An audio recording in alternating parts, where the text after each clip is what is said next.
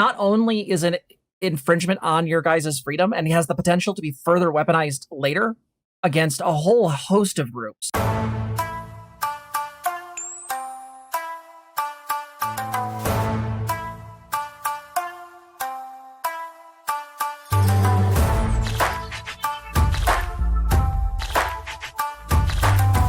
Hey everyone. So we wanted to talk about something that probably has already gotten talked about on a couple different streams, but it seems to be something that is still a concern, at least as far as everything I can find. Now, if it isn't, cool. We covered this, and we know that their trickery has no nose, no bounds. But this is what we're going to kind of cover right this second, because it seems kind of terrifying. This is an article from the Electronic Frontier Foundation. They're based. We like them.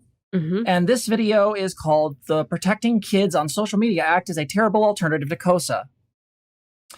So basically, a while back, there was the Kids Online Safety Act, which basically was garbage. And we'll learn more about it here. And now they've come back with this thing, which, if I remember correctly, I'll look for the Aaron Green tweet, but basically, if I remember correctly, she had said something to the effect of that someone actively and outright admitted that this was just to fuck over trans people. So I'll see if I can't find that, but we'll get started. So we're going to be using voice to text. A new bill sponsored by Senator Schatz, D. High, Senator Cotton, RAR, Senator Murphy, DCT, and Senator Britt, RL, would combine some of the worst elements of various social media bills aimed at protecting the children into a single law. It contains elements of the Dangerous Kids Online Safety Act as well as several ideas pulled from state bills that have passed this year, such as Utah's surveillance-heavy social media regulations law. The authors of the Protecting Kids on Social Media Act, S.1291, may have good intentions.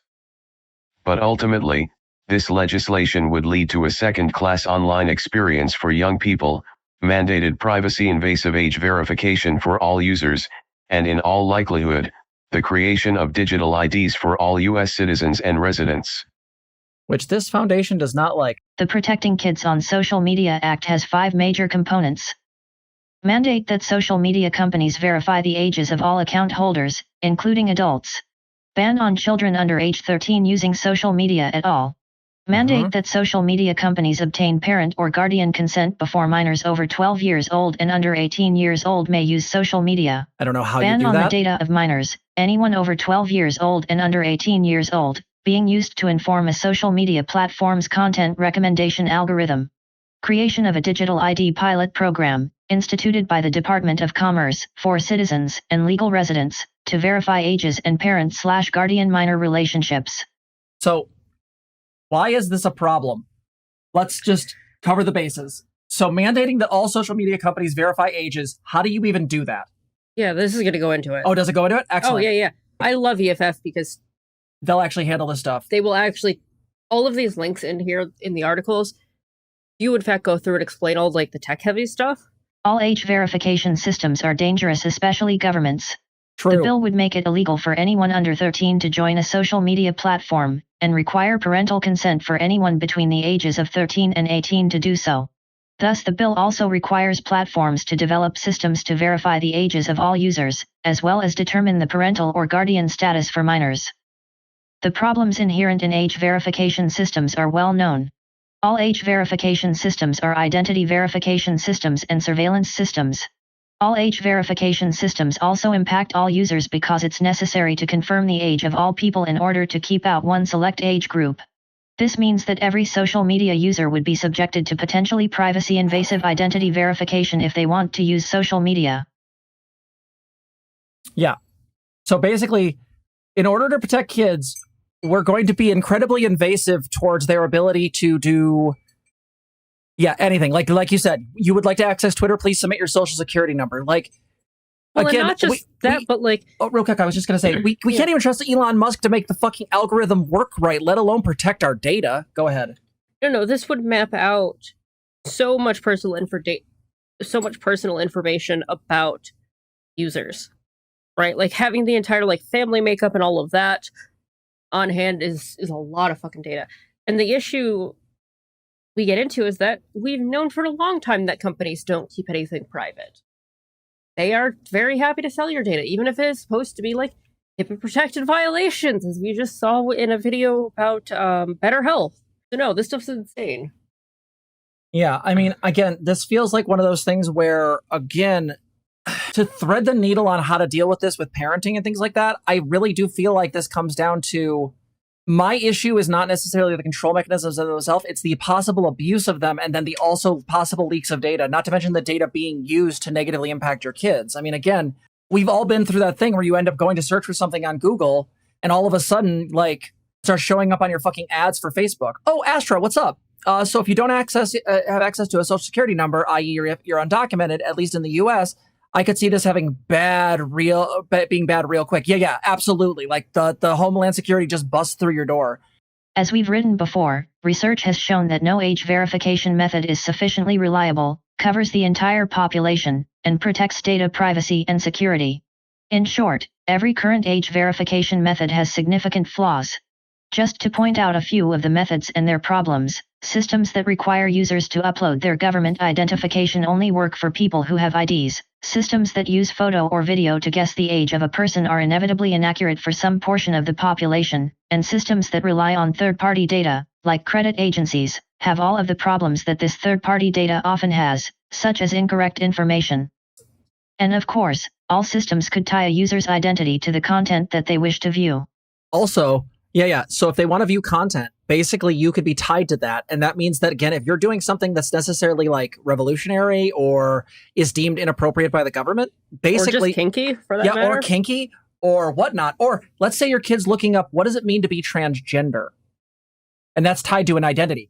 Even worse, the third-party data thing, I can tell you how that'll be horrible. I literally found out that one of the big 3 credit bureaus had my name wrong. And it literally screwed us on being able to buy a house until I fixed it. The point being is, yeah, this could get very Minority Report very quickly. And again, imagine this for young queer kids. The immediate harm this does is, again, prevent them from being able to do things. They can be searched. So kids who have, like, let's say, abusive parents or awful parents, they're going to actively be able to use these systems potentially to look up what's going on with their kids' activity online. And again, some level of inability to do that is, I think, important for growth. Kids need to learn how to push past boundaries. And again, if you teach them right, they still tend to have a good head on their shoulders. Again, there's this thing of like wanting to safeguard kids like from childhood. But again, like we used to have like 50% of all kids die, and most women died of childbirth. Again, this isn't about protection. Like this is about control mechanisms and, again, screwing over queer people, as we'll see soon. Mm-hmm. Let's keep going. An age verification digital ID pilot program is a slippery slope towards a national digital ID. The bill's authors may hope to bypass some of these age verification flaws by building a government-issued digital ID system for the voluntary use by all citizens and lawful residents of the U.S. to be able to verify their ages and parent/guardian-minor relationships on social media platforms, although this pilot program would likely not be completed before the age verification requirements went into effect. But this program risks falling down a slippery slope toward a national digital ID for all purposes. Under the bill, individuals would have to upload copies of government-issued and other forms of identification, or people's asserted identities and ages would be cross-referenced with electronic records from state DMVs, the Internal Revenue Service, the Social Security Administration, state agencies responsible for vital records, or other governmental or professional records that the Secretary of Commerce determines are able to reliably assist in the verification of identity information. Yeah, so again, a digital ID system, as we've talked about, leads to a whole bunch of negatives. It leads to potential issues with undocumented immigrants. It leads to issues where what happens if your information's stolen? What happens if you don't have the equipment to upload your information, upload your stuff? How many people actually own a scanner? These are things you have to consider. Not to mention, like, how do you, like, at a societal level, teach people how to upload these things and do them? We're just getting to the point where people know how to upload frickin' PDFs. And hell, to upload your data, like your license and things like that, when we were looking to get a house, there are specific websites you can go to that are like third-party encrypted to make sure that stuff's protected. Are they going to go that far? So not only does this have the potential for harming kids in the sense that it harms them in the sense of like preventing them from getting access to data. Because again, What are we defining as inappropriate for them?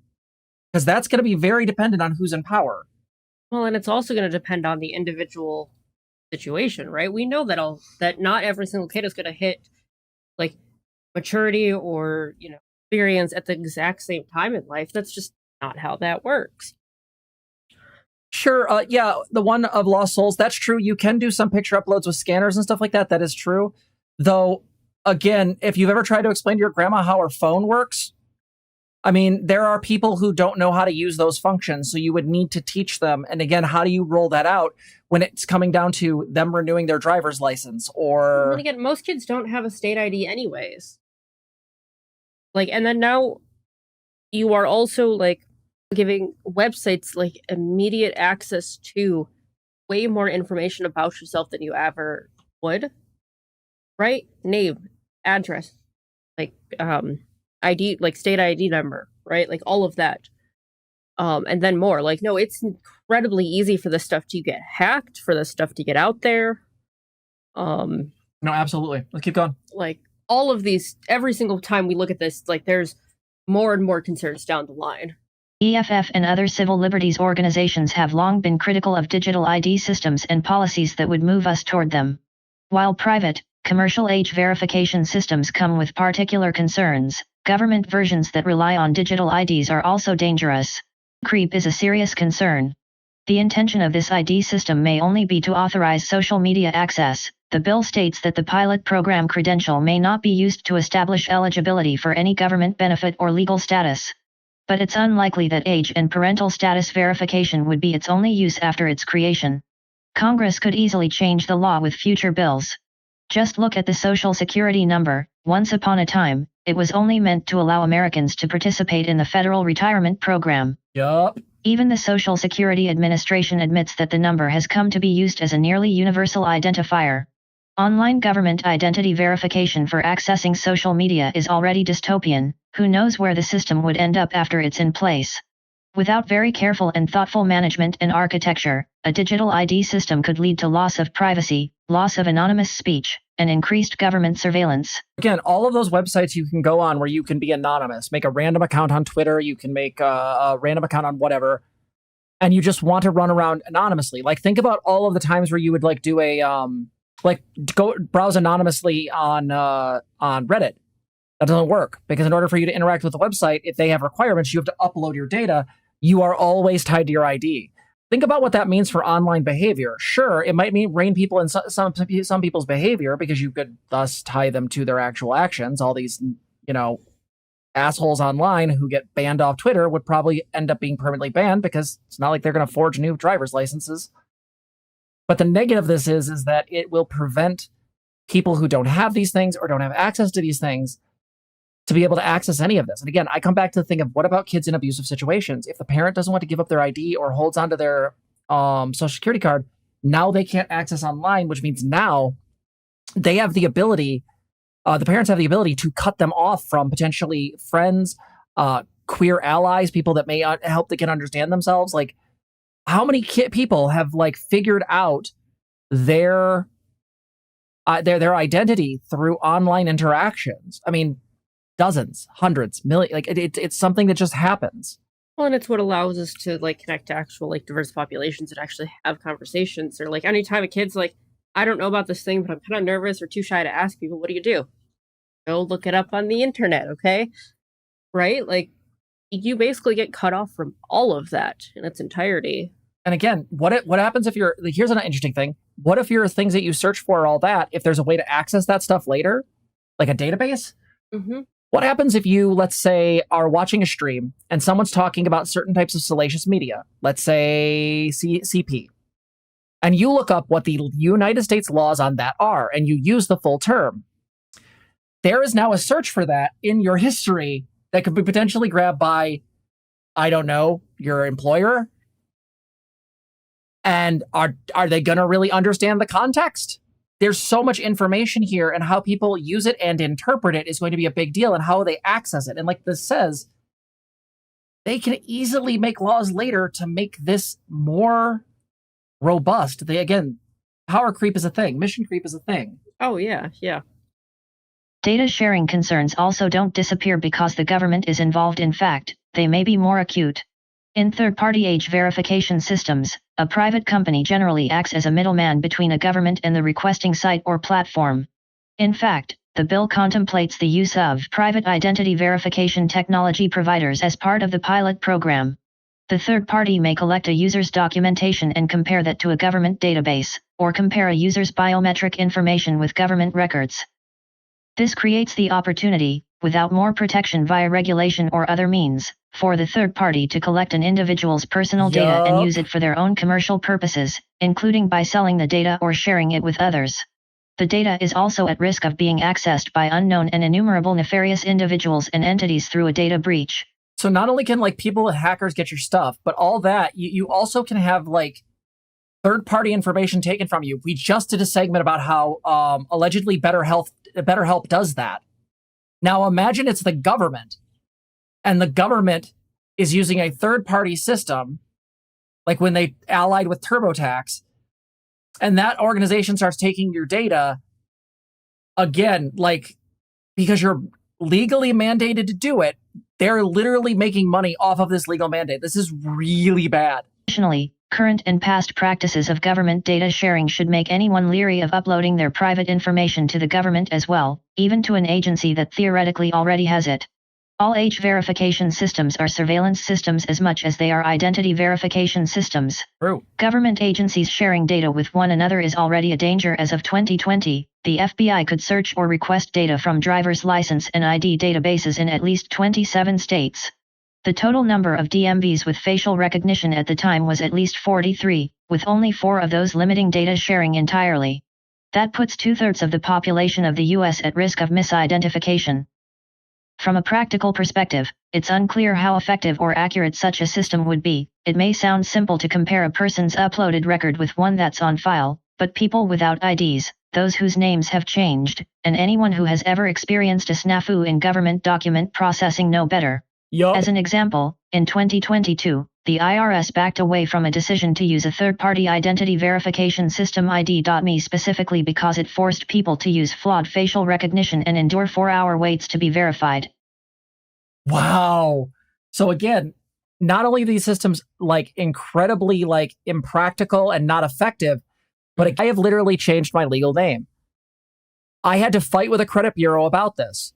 If I can't, like, if I try to argue with these people, or I try to argue with a governmental agency that has some of my information wrong, again, like these things come up very quickly. Things do happen. And again, like all of this comes down to a simple fact of it is a regulation on the internet, the likes of which we haven't seen. Everyone keeps saying it's like the Patriot Act, but I think this is actually more severe. Parental consent for older minors is the wrong approach to safety online. True. Under this law, anyone age 13 to just under 18 will be required to obtain parental consent before accessing social media. We are against such laws. First, requiring parental consent for teens' use of these platforms would infringe on teens' free speech, access to information, and autonomy, which also must include, for older teens, privacy vis-a-vis their parents. True. The Supreme Court has repeatedly recognized that young people enjoy First Amendment protections for expressing themselves and accessing information. The court has stated, for example, that speech generally cannot be suppressed solely to protect the young from ideas or images that a legislative body thinks unsuitable for them. Yep. Again, privacy from their parents. Again, if somebody wants to, sext their boyfriend, parents should not have to be able to access their WhatsApp. Like, just again, like they think about all the things that people do with the internet. I have to go and ask my mom before I start texting my boyfriend at 3. That doesn't work. And what are we defining as internet too? Because again, if I'm on data, here's where this stuff gets really weird to me. If my phone's using Wi-Fi, are the apps on there then considered internet even if they are not themselves an internet browser? You feel me? Oh, yeah. Like if I send a text message and it's over Wi-Fi, then where does the law end on that regard? Because can they just then, is that information collected? So that's where a lot of this stuff still gets dicey and strange, because like text messages already like tracked by your phone service provider and are easily able to grab. That's why we always suggest people use something like Signal or something that doesn't, Although now China's found a way around Signal. Well, okay, so yeah, China's a rough one because they're something about they put the keyboard. logging in the keyboard in and of itself, which has been a concern. Like that is something that Signal tends to warn you about. If you decide to use a keyboard that is tracking and logging stuff or sending informational data, that is not something that Signal can protect you from. Mm-hmm. Access to private spaces online for research, communication, and community are vitally Yes. important for young people. Many young people, unfortunately, encounter hostility from their parents to a variety of content such as information about sexual health, Yes. gender, or sexual identity. Research has shown that a large majority of young people have used the internet for health-related research. The law would endanger that access to information for teenagers until they are 18. Also, it is unfortunate but true that some parents do not always have their children's best interest in mind, or are unable to make appropriate decisions for them.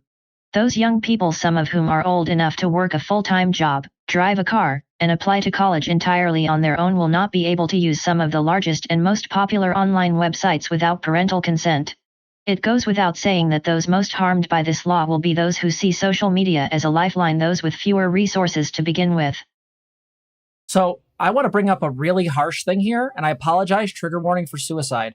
The reality of this is that if you cut off queer kids from being able to find each other and get that sort of support, or know that there are ways that they can transition, this is as bad as preventing gender-affirming care, in my opinion. This will lead to the same outcomes. Oh, absolutely.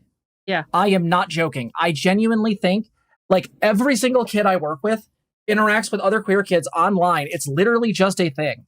If you take that away from them till they're 18, essentially what you're doing is just leaving them abandoned in a sea of the crap their parents do to them. And yeah, no, you're probably going to see the suicide rate spike, especially in Republican states, because again, guess what? Now they can't get gender affirming care or interact with their queer friends. Well, and you get into another one too, right?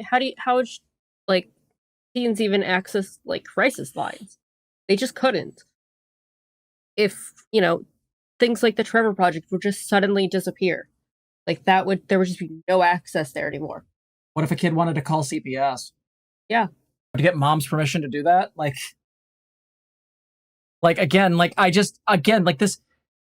Does anyone think about this? Like, this is so overreaching and so completely toxic. Second, Congress should not remove parents' ability to decide for themselves what they will allow their child to access online, the vast majority of which is legal speech, by assuming that parents don't want their children to use social media without parental consent.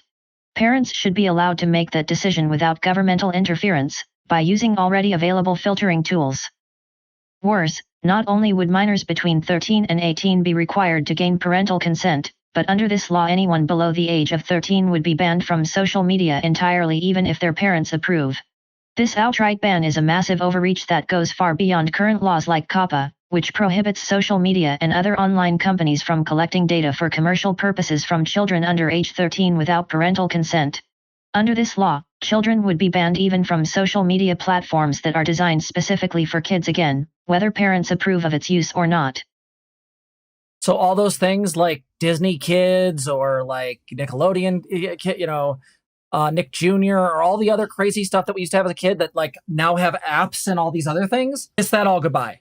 All these things, all these learning apparatuses, all these things that are online, like for Sesame Street and all that, gone. Well, and yeah, and kids are growing up in a world where they are going to have to learn about the internet. They're going to have to learn about how to manage those social interactions. Oh, also, just wanted to bring up a really quick thing. How does Netflix fall into this? If you activate Netflix on your TV, does that count as being on the internet? Because it is accessing data. So your kid, you want to sit down with your kid and let them watch like all of Avatar: The Last Airbender? Can't, because they're under fucking 13. That's a kid's show. Doesn't matter. Do you see how much this doesn't make sense when you start actually bringing real life into it?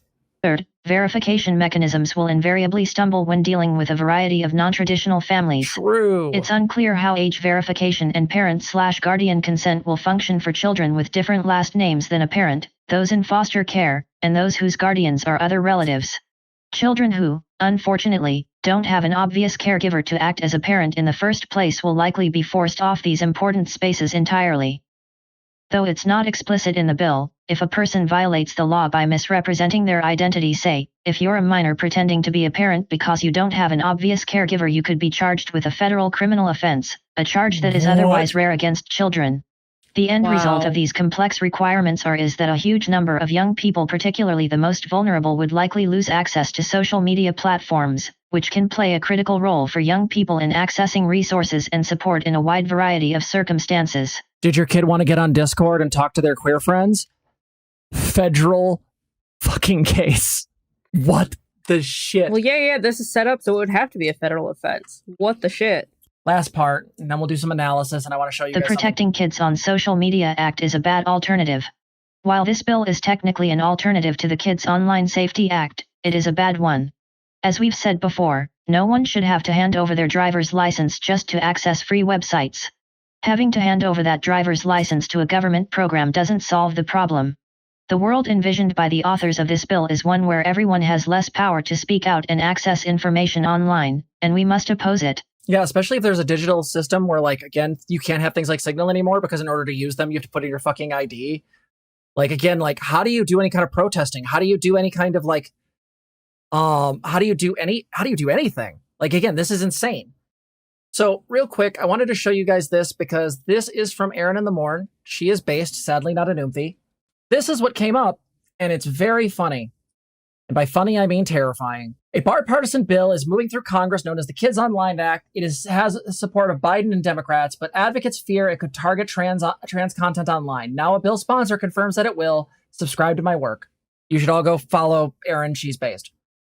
Senator admits Kids Online Safety Act will target trans content online. The lead sponsor of the Kids Online Safety Act, otherwise known as KOSA, has stated over the weekend that it will be used to protect minors, children from the transgender in our culture. A bill with bipartisan backing is quietly making its way through Congress, and it could pose a significant threat to LGBTQ+ content online. Officially named the Kids Online Safety Act, KOSA, the legislation ostensibly aims to limit minors' access to social media, control the content they see, and enhance privacy and parental supervision features on social platforms. However, certain provisions of the bill have alarmed LGBTQ+ advocates, who worry they could be exploited to censor LGBTQ+ material online. This concern has gradually been validated, as several key supporters of the bill have explicitly stated their intention to use its provisions to target such content. Those concerns materialized in an interview released this weekend, when the bill's chief sponsor, Senator Marsha Blackburn, alarmingly made a candid statement about her goals for the legislation, stating it would be used to protect minor children from the transgender sick in our culture. So, Proto V33 Mark 1, out of curiosity, what's with a screen reader? Well, I work as a therapist for a living, and my voice is not always great after work. ZZ currently has a cold. So right now, we use this sometimes when we want to save our voices because it's easier to do analysis and just have this read to you guys, and we can interrupt it as needed, like I just did. First introduced in February 2022, KOSA gained little momentum until its recent reintroduction in May 2023. The bill boasts broad bipartisan backing, with 43 co-sponsors listed, including 21 Democratic senators. Even President Biden has endorsed the legislation, emphatically stating, "Pass it. Pass it. Pass it." However, some of the bill's provisions could easily have been penned by the most fervent anti-LGBTQ+ advocates who are pushing targeted legislation against transgender individuals in the U.S. this year. While many aspects of KOSA are commendable, such as incentivizing social media platforms to curb compulsive usage among minors and bolstering privacy protections, certain elements are ripe for exploitation against transgender content. The section raising the most eyebrows is dubbed the duty of care. According to the bill, social media companies are required to implement measures to prevent and mitigate issues like anxiety, depression, eating disorders, substance use disorders, and suicidal behaviors. Here's a closer look at this section. So, a covering platform shall act in the best interests of a user that platform knows or reasonably should know is a minor by taking reasonable measures in its design and operation of products and services to prevent and mitigation of the following. Consistent with the evidence-informed medical information, the following mental disorders. The health disorders: anxiety, depression, eating disorders, substance use, and suicidal behaviors. Looks like she didn't include Or at least you probably have to go to the link for more.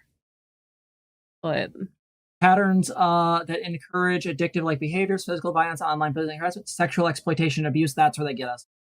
This is where they will pretend that trans people are once again. Promotion, marketing of narcotic drugs. Again, how do you do it? Some of this I'm just genuinely wondering how you do this. Nor do I think that like corporations are even like educated enough to even handle any of this. This is not the shit that you want corporations handling for people. Not to mention predatory, unfair, and deceptive marketing. If they're paying for the ad revenue, they don't give a shit if it's that. Anyway, like they keep saying evidence-based, but the problem is whose evidence? That's the other thing I would question here. Oh yeah, no, we've watched Congress and other bodies of our law, other bodies make decisions that aren't.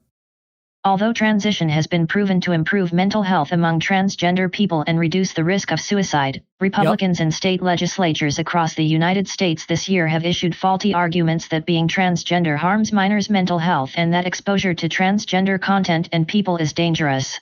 Later, the bill empowers state attorneys general to file suit to force compliance with the bill. For those who have been monitoring the actions of state attorneys general in states with anti-transgender agendas this year, the potential weaponization of such legislation against transgender people is abundantly clear. In 2022, Texas Attorney General Ken Paxton made headlines by issuing a directive to investigate all parents of transgender youth for child abuse, an action that nearly resulted in these children being removed from their families. Fortunately, the courts blocked this directive. This year, Missouri Attorney General Andrew Bailey criminalized access to health care for transgender minors and many adults by decree, though many parts were blocked by the courts there as well. Recently, 7 state attorneys general co-signed a letter arguing that LGBTQ+ merchandise could be classified as obscene and detrimental to minors. In Montana, a bill was nearly amended to ban acts of transgenderism on the internet as harmful to minors. Acts of transgender. Given this context, it's easy to foresee how they might wield the new bill to target transgender content online. Acts of transgenderism. Could someone define for me acts of transgenderism? Okay, so I feel like we've got a pretty good look at this. Here's the thought. I will post the Aaron and the Morn article in the chats and the links for people to be able to finish on your own. You should subscribe to her. She's nice and she's good. So what does this all mean? Honestly, I think that we need to urge people to really be against this thing. There's too many loopholes. I mean, so the Electronic Frontier Foundation is all about protecting digital privacy and anonymity and the ability for, people to have free speech. That's their angle. Aaron's focus is transgender people and queer people as a whole. And this is one of those situations where, a progressive left libertarian view is probably best. We do not want these types of control systems. We do not. Yeah, acts of transgenderism does smell like JQ. No argument. So again, this bill not only is an infringement on your guys' freedom and has the potential to be further weaponized later against a whole host of groups. Well, and if you have to report all of the mental health stuff as well, which by the way which is technically a HIPAA violation. Which should be covered under HIPAA, absolutely. Here we are. Not that Congress would understand that very well, but you get into a really weird place because this stuff could easily be used to funnel kids into, conversion therapy over here, or programs, whatever the fuck you want to call it. What up, squids? Right, because suddenly now kids having mental health issues are outed immediately. And really, I've never known kids to be okay when they suddenly get their personal messages or their journal or somewhere where they're putting their private thoughts down to be okay. I've never seen that go well. Kids still need privacy to be able to think to themselves and actually explore stuff, even if it's not even if they are struggling, they still need that privacy to actually be able to process stuff on their own. And what about, again, I can come up with so many scenarios. What about a girl being raised in an evangelical family who wants to go online and actually understand how periods work? Oh yeah, and also acts of transgenderism does sound like a sick album title. No joke. No, again, this bill, we just saw this, but the woman who basically is behind this bill says it will target trans content online. We know what this means. They are trying to force us offline because even though conservatives and Nazis, but I repeat myself, are idiotic, they at least have a basic pattern recognition to understand that the advent of online spaces has been a boon to queer people. It has allowed us to network. It has allowed us to connect. It has allowed us to protest. It has allowed us to explore gender, explore sexuality in ways that we previously were not able to. Kicking us offline or banning our kids is going to increase suicidality, because even queer kids who can't transition can't even now find solace in their own queer friends because their parents can just say no and not let them on that website. So like, you guys got to understand, the reason why we wanted to bring this to you is this kind of falls weirdly into both me and ZZ's wheelhouses entirely. For ZZ, it's the tech side of it. For me, it's the psychology side of it. This is fucked on both levels. Oh, yeah, yeah. None of these systems work.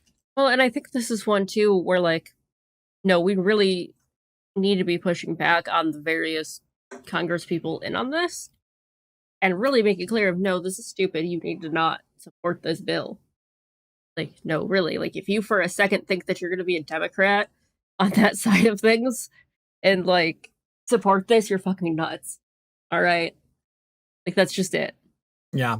Yeah, I agree with 100% with ZZ. I think that we need to push back on people. I think talking about this online, anytime you see news on it, share it. Let people know, you know, if you need to, write your senator, see who's behind this thing. Honestly, at this point, the big thing is that, you know, I think finding ways to get this thing shut down is a really good idea. The other thing is just speak about it online. Make it known that this thing is really toxic, you know? So. Mm-hmm. Well, and if you have any more questions, too, we can always help answer some in the comments. The EFF article they usually will also have ways to get updates or take action, because they also, you know, host a lot of that stuff as well. There's the EEF article that we just read, folks, for anyone who wants to catch up. And if you missed us at the beginning, EFF is super handy because they really will go through and explain a lot of the tech stuff. We don't have time to go through all the links in here, but I do suggest reading them. Right? Because one of the big things, too, that like we miss out on tech issues is that we don't actually educate the public very well about it. There are things that I just know about how the internet functions, what the hardware does, and how things work, that I had to go to college and be in that specific program to understand. And that's cool for me, but at this point, I really think that like the general public needs to understand how the internet functions. Like, we are going to be dealing with privacy issues. We are going to be dealing with, you know, advertising and identity theft and all of this stuff. And if we don't actually educate the public as a whole, well, you can't even understand this in the first place then. Like, this makes no sense to people who don't actually understand how the internet functions. So please go through and look if you have any questions. I have a whole soapbox for later about how we should educate people more on the internet and not just like babies first stranger danger. So, yeah. All right. I think we're good on this one. If anything else pops up about it, we'll let you know. We'll see you in the next one. Mm-hmm.